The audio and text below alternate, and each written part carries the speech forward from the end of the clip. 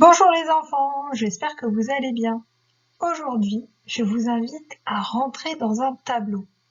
Une rencontre inattendue grâce à deux enfants, une grande sœur et un petit frère qui regardent un tableau et qui vous en parlent. Amusez-vous bien avec eux, regardez-le attentivement, on se retrouvera après.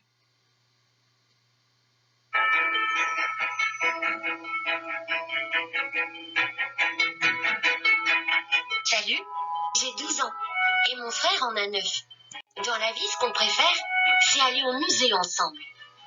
Et vous ne devinerez jamais ce qui nous est arrivé au Louvre la semaine dernière.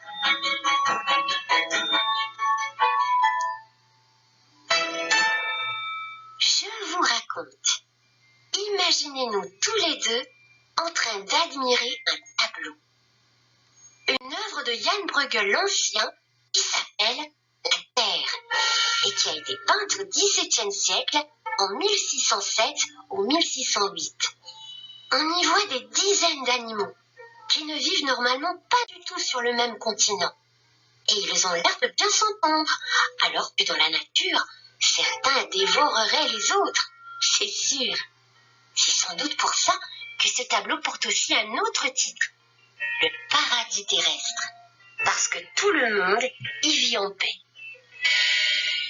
Comme souvent, on regarde un peu partout et ensuite on joue aux devinettes.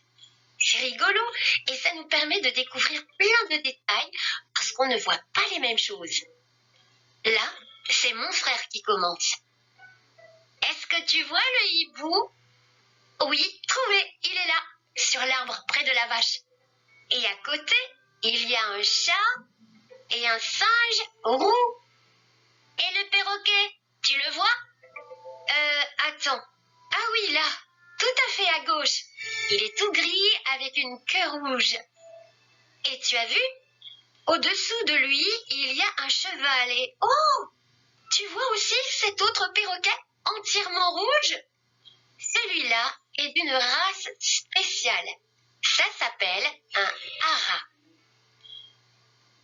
Moi, ce que je préfère, ce sont les caméléons. Ils sont calmes. Ils peuvent changer de couleur quand ils veulent. Et ils arrivent à faire des choses incroyables avec leurs yeux quand ils se mettent à regarder dans toutes les directions. Je me dis qu'il doit bien y en avoir un dans ce tableau. Je relance le jeu. Maintenant, le premier qui trouve un caméléon gagne le cookie que j'ai dans mon sac. Et nous voilà en train d'inspecter le tableau centimètre par centimètre. Je passe en revue tous les animaux. Il y en a tellement.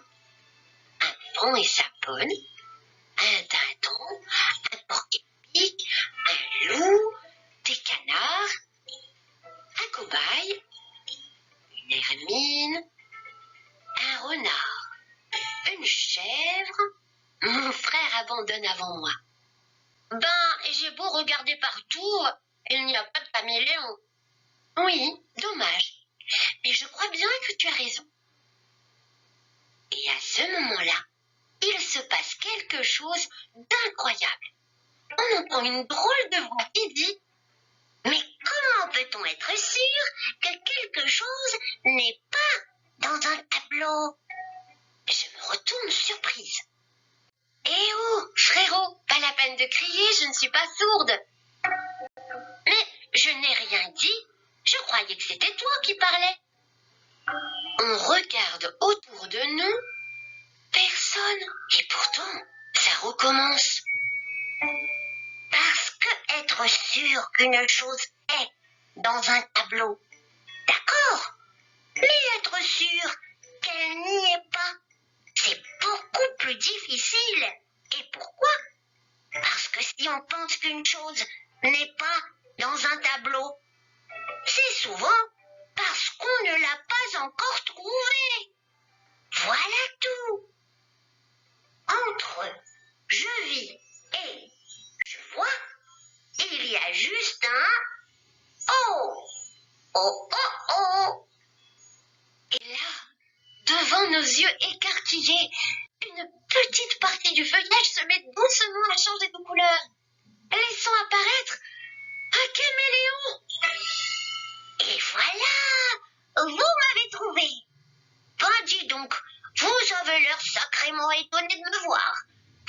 donc jamais vu un caméléon? On se regarde avec mon frère. On n'en revient pas. Si, mais tu n'étais pas là tout à l'heure. Bien sûr que j'étais là. Mais j'étais camouflée. Ce qui n'a rien d'étonnant pour un animal comme moi. Vous en conviendrez. Je suis le seul de mon espèce dans ce tableau. Et croyez-moi, j'ai cherché partout. J'ai eu le temps depuis 1608. Comment ça? Tu as cherché partout? Eh bien, non seulement je me camoufle, mais je peux aussi me promener. Tu peux promener? Oui, et heureusement d'ailleurs, car sans cela je serais mort d'ennui depuis tout ce temps. En fait, j'ai un secret. Je peux me balader dans mon tableau, en sortir et y entrer à nouveau. Bon, ensuite mes pouvoirs s'arrêtent là. Mais avouez que c'est déjà pas mal. Ça me permet de me promener un peu dans les autres œuvres aussi. Et vous n'imaginez pas tout ce que j'ai découvert. Comment tu t'appelles? Devinez, c'est facile. Mon frère se lance le premier, très fier. Léon! Léon, le caméléon.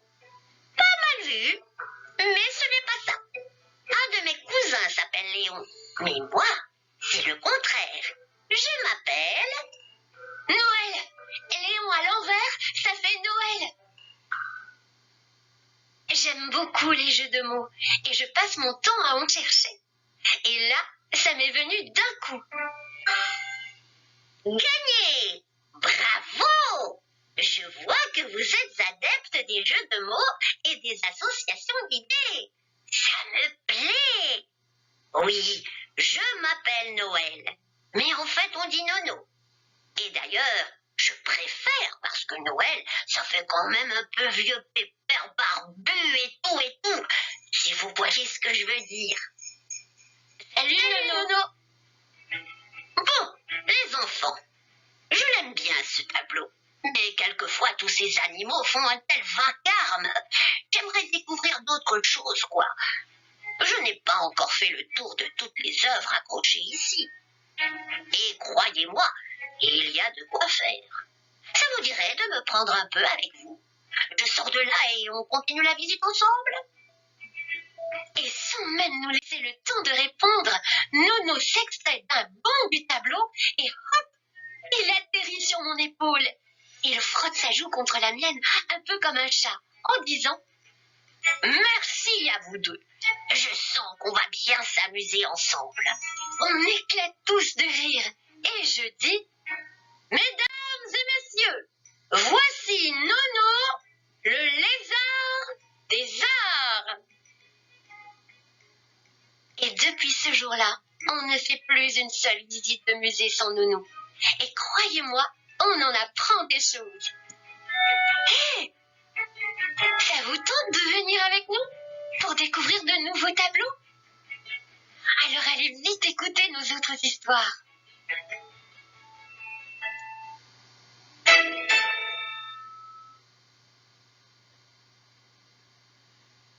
Alors les enfants, j'espère que cette histoire vous a plu. Retournez voir le tableau. Je vais aussi vous l'envoyer en image pour que vous puissiez le regarder sous toutes ses coutures.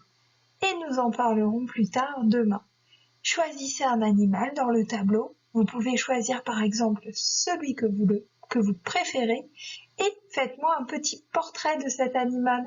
Un dessin, une petite phrase, une description, comme vous l'aviez fait sur le documentaire, les textes documentaires que nous avions fait dans le fichier Kimamila par exemple. Dites-moi pourquoi ce tableau vous plaît ou pourquoi il ne vous plaît pas. Au revoir les enfants.